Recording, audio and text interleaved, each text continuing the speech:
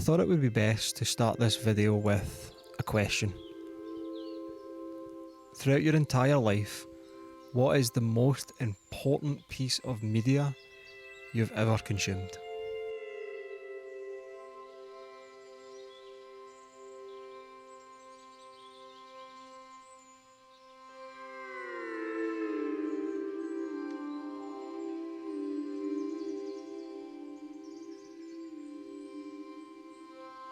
For me personally, I wouldn't have to think for very long.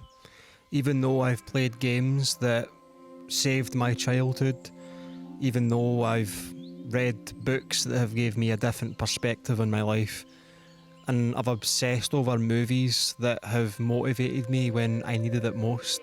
But for me, I've always preferred the medium of gaming. I think the level of interactivity and immersion that I can achieve has trumped any, tense action scene or addictive page turner. And of all the games I've ever played in my entire life, only a select few have really broke through to me. Games like Halo that shaped my childhood and helped me realise that life is going to be okay even if I am struggling in school. But as for the most important piece of media I have ever consumed, despite having countless hours on games like Halo that shaped who I am, they aren't the games that come to mind when I think about that question. For me, the most important piece of media I've ever consumed is Red Dead Redemption 2, a game I played for the second time at the lowest point of my entire life. And to start explaining why that is, I thought I would start with a quote from me, something I wrote down, an observation. Red Dead Redemption 2 didn't completely change my life, but my life completely changed Red Dead Redemption 2.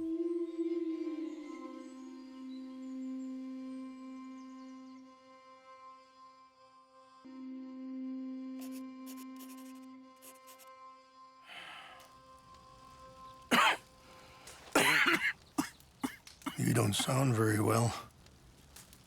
I'm not.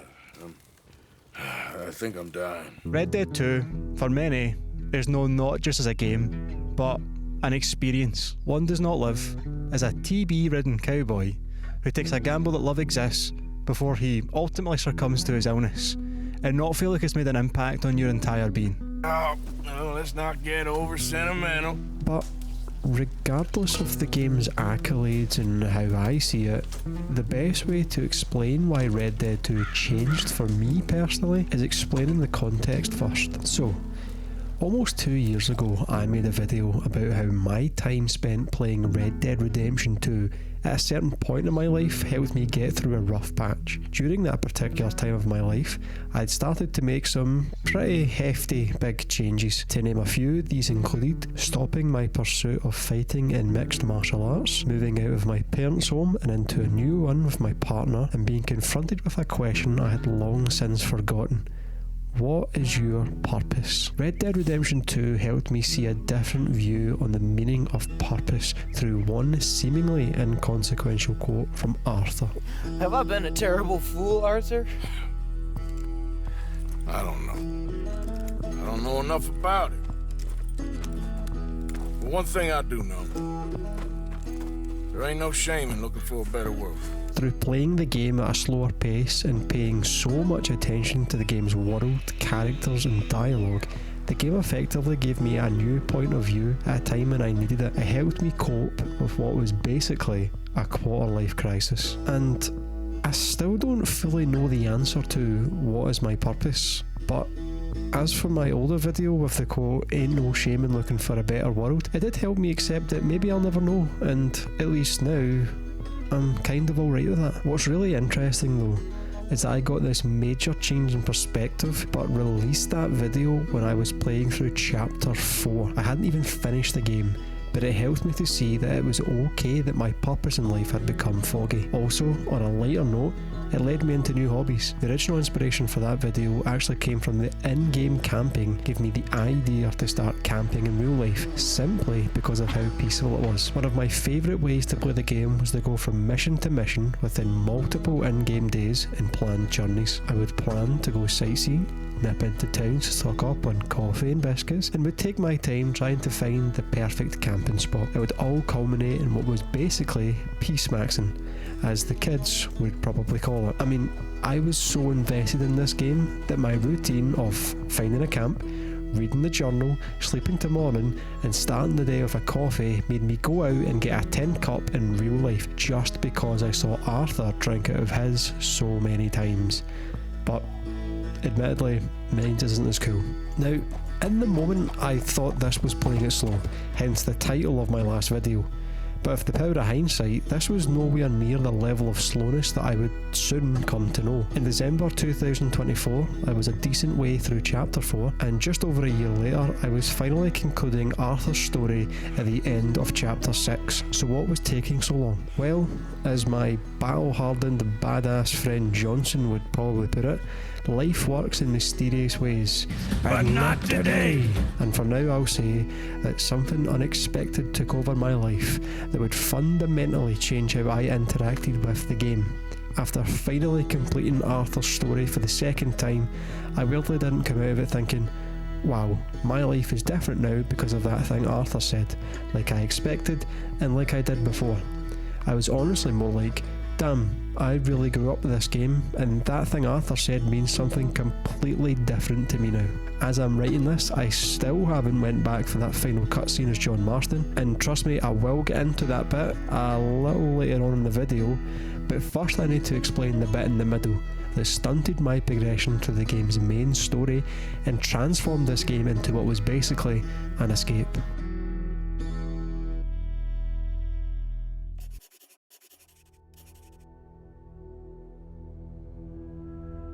I think it's impossible to prepare yourself to battle a disorder you didn't even know you had.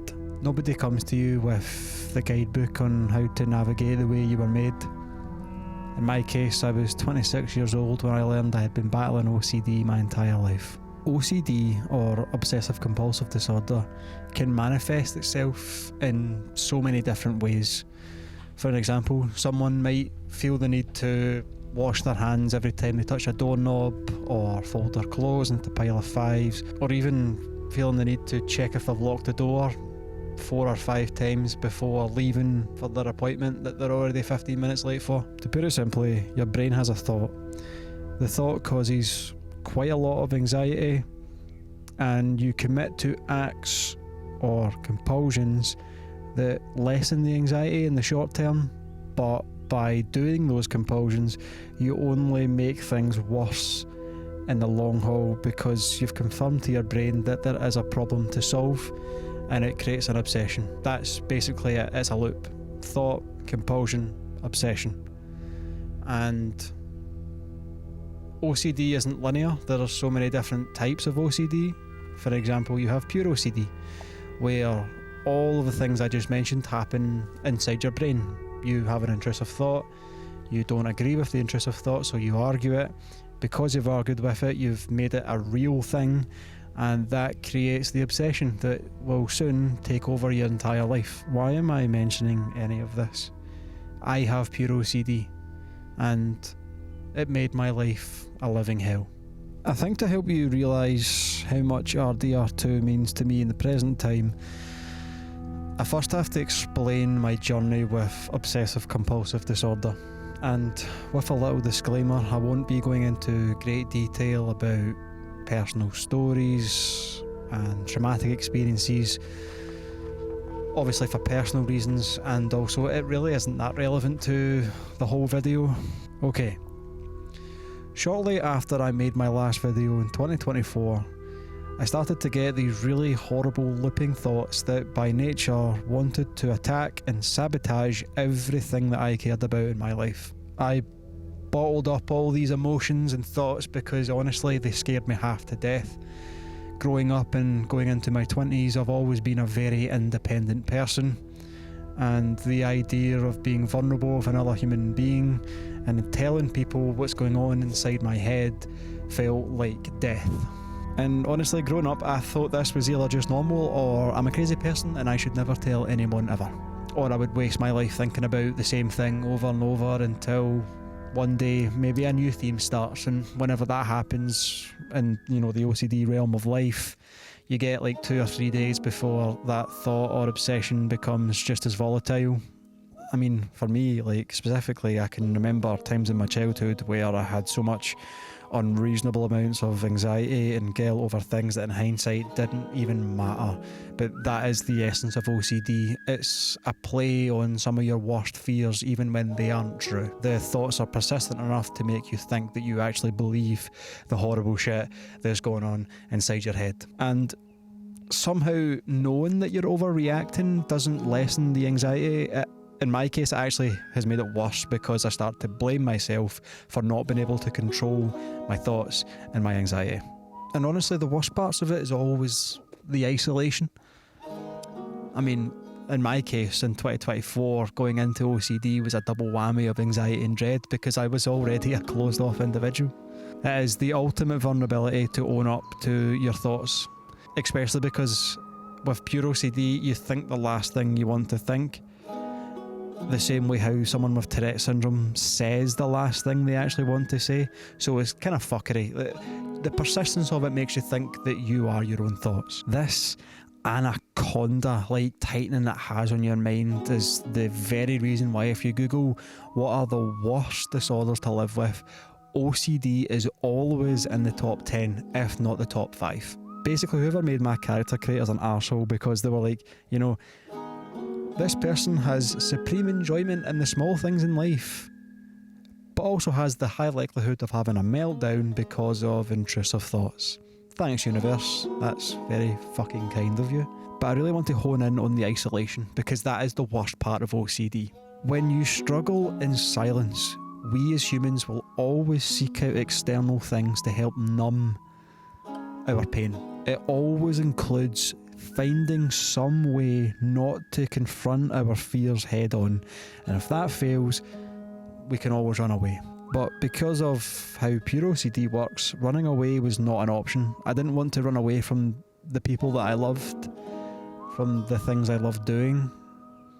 I had to stay, and what that led to was me just bottling up these horrible emotions until one day it all came pouring out of me. I mean, I still remember the details of it. I remember the uncontrollable, otherworldly shaking. I remember just not being able to physically hold in my tears. I remember having my first instance of a panic attack. I remember my jaw tensing up like crazy, and I could feel my heartbeat, like it almost felt like it was coming out my chest. And I just sat in this really horrible depression because I didn't know what to do. I mean, on a daily basis I would commit to compulsions, and as we now know, that just makes the anxiety worse. All of this sounds wonderful, but what does this have to do with Red Dead 2? Trust me, so close, I'm getting there. During my worst episodes of OCD, when my internal wall that I had built started to close in on me, I didn't really know what to do with that energy. And where I put that energy was the incredible world of RDR2.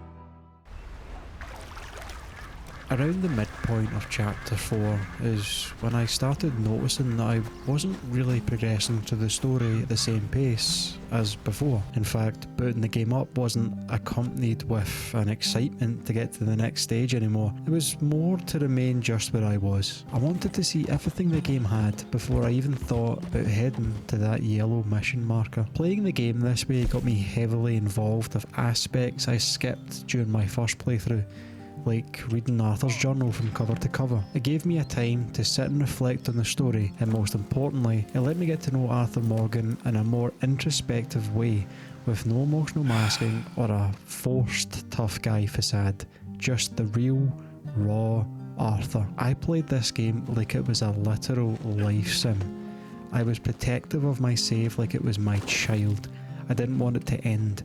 so I spent all of my time filling up the compendium and trying to get Arthur to sketch as much animals as humanly possible through studying them. The game took a step back from being mostly about personal struggle and more about an escape to a world that almost felt alive. It scratched that itch like no other game I've ever played. In fact, during the peak of my Chapter 4 shenanigans, I installed 2 mods for further realism, and this was just to make the game longer than it needed to be. The first one was a camping mod that basically let me place a tent and a fire pit, or many other different little things, anywhere on the map, allowing me to take one of my personal favourite activities of finding a worthy camping spot to the next level. Looking out for distant tree lines, trying to find a break in the forest and place a fire down and cook the game that I had just hunted. Then I would place my tent under some trees for protection from the rain, sit in the tent and breathe. To be fair, I did install this mod before my OCD ramped up, but I now used it as my primary source of gameplay, unlike before where it was a complement to the story. The second mod was basically just an addition to the mechanics of the game. It added hunger, thirst and the need to go for a pee-pee, as well as your temperature actually making like a real difference. It added a new layer to the gameplay, since doing missions was an afterthought. Having more responsibilities while exploring just felt like the best move. And I wasn't just limited to bringing in mods for more realism. I would routinely discard or sell items in my satchel if I felt I had too much of the same thing. Let's see what you're selling. If I hunted some game, I would cook and eat one bit, cook another and store it, and discard the rest to make hunting a priority by the next time I needed to, fill up my cores. I basically wanted to take my gameplay and add as many hurdles as possible to give me a reason to stay exactly where I was. I have one distinct memory of sitting in a tent, and out in the distance there was this raging thunderstorm. The sounds of the heavy thunder and the distant bright lightning strikes made me feel like kind of safe. Like, I know it's a game, but that feeling was just so real to me. And with my troubles with OCD, it was a moment of relative peace that I think I will always remember. It's no mystery that now, with hindsight, what I was doing was escaping. In the context of my personal life, my thoughts were becoming more problematic. I was constantly plagued with worry and anxiety and doubt that always felt inescapable. Obviously, later in my life I would find out that this was OCD, but in the moment I thought I was going crazy. I had no real tangible knowledge to identify what was wrong with me, so I basically pushed it away as much as I could. One great way of doing that was this game and the way in which I played it. It didn't occur to me till later on down the line, when I finally had my first proper mental breakdown. Heavy, I know, just how much one character meant to me. By the time my road to recovery was well underway, and I had subsequently got to the end of Chapter 6, I realised that I actually cared for one character in particular to the point of feeling something akin to grief. You see, in my first playthrough of RDR2, when Arthur sadly passed away, I literally couldn't put the game down when the epilogue started. I was filled with this weird excitement that I get to play as John again, and I was very curious about where the story was going to go. But the second time was different. Like, I quit out as soon as it let me play as John. Not because I couldn't be bothered, but because I just wasn't ready yet. I missed Arthur already, and when the 3 or 4 subsequent attempts to play the epilogue failed, I started to reflect on why that was. Why, as John, could I not camp out like I used to? Why did reading the journal not hit the same? Why did I feel empty whenever the idea to go riding, fishing, hunting or camping? Even though this is my favourite way to play the game. After doing a bit of soul searching and confiding in those around me, that it finally made sense. I missed Arthur. The game's world and details, the way I played the game and the many reasons I used it as an escape, basically died with Arthur. Arthur was the thing that kept it all together for me, and without him, the entire experience felt hollow.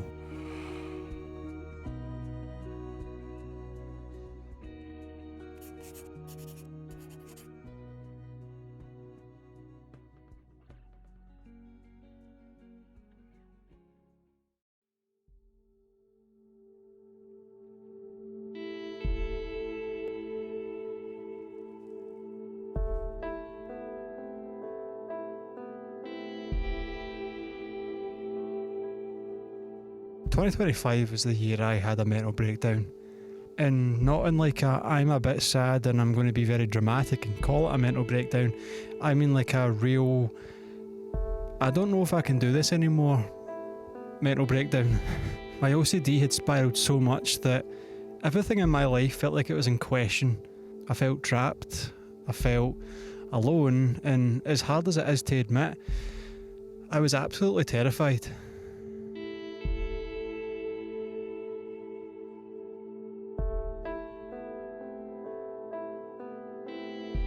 This intense spiral just kept going and going and going until one day, finally, it all came out.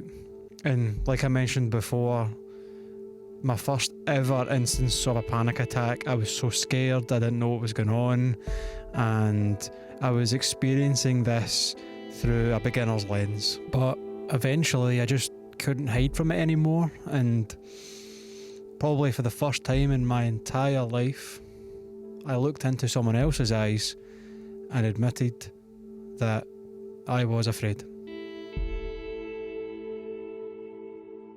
To really appreciate how much this character means to me, I think it's best to briefly explain what Arthur Morgan meant to me in 2018 when I first beat the game. Arthur Morgan, to a younger me, was a badass cowboy who got shit done no matter the cost. He was a man that could throw his weight around and be very intimidating.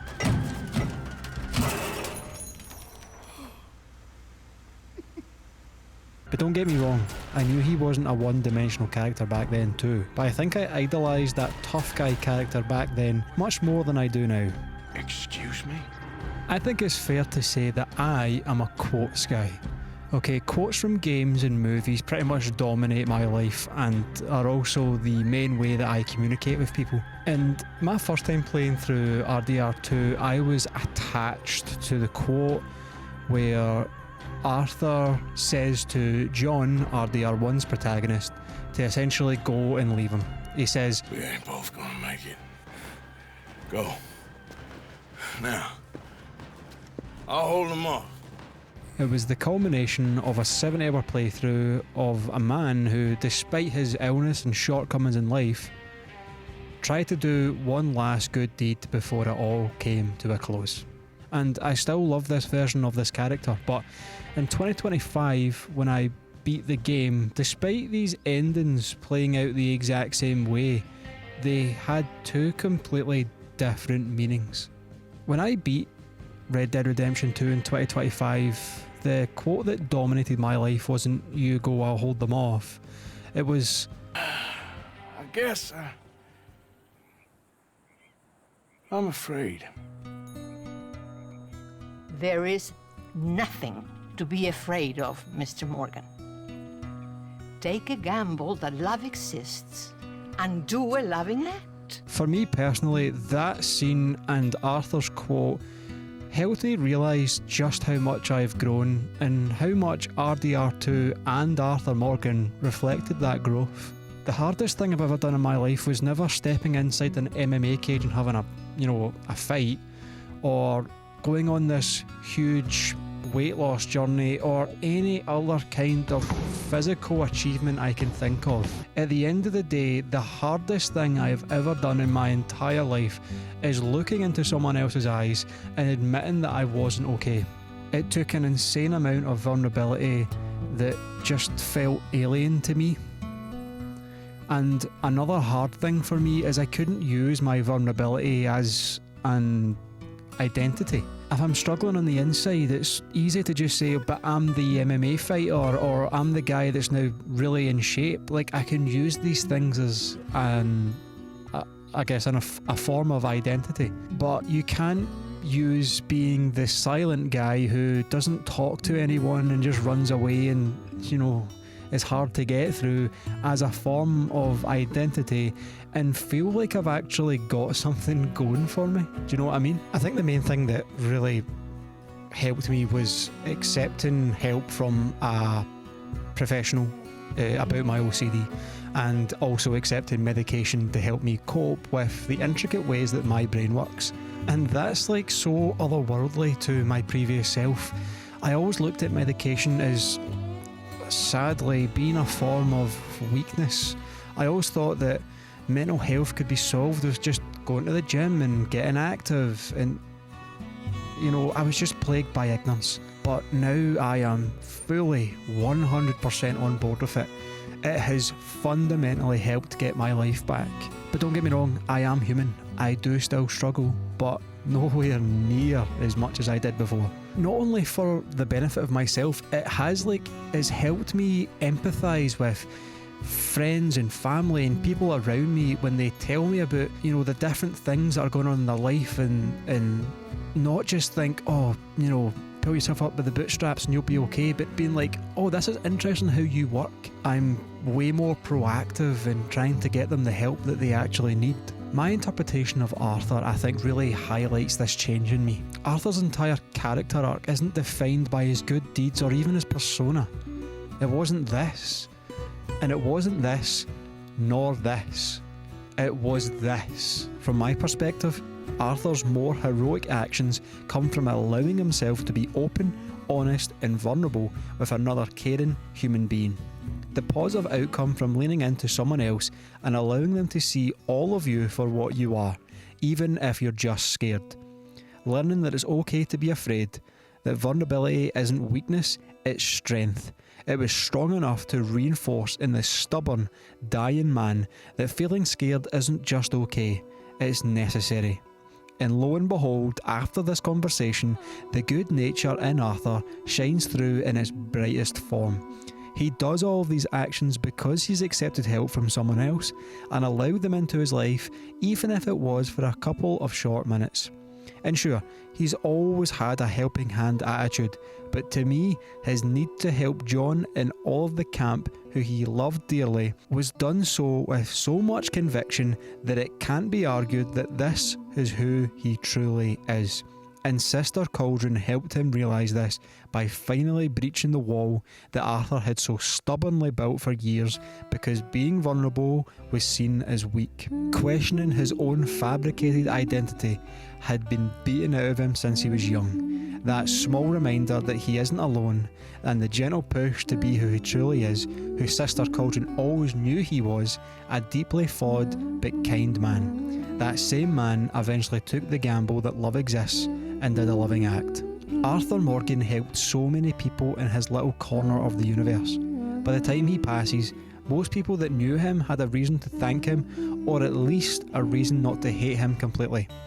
I guess from my point of view, through the worst times of my life, when this game was there for me when I didn't know how to process my condition, Arthur Morgan helped me realise how much I've grown, helped me care deeply for protecting what I love, and taught me that so much good can come from admitting that you're not okay.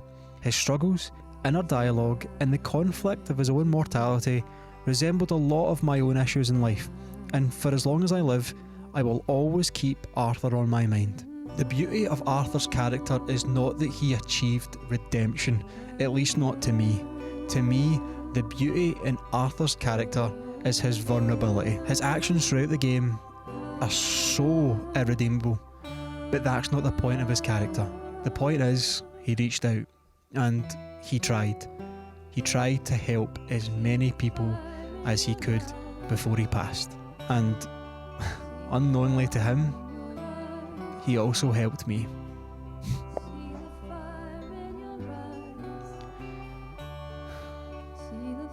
Thank you, Arthur.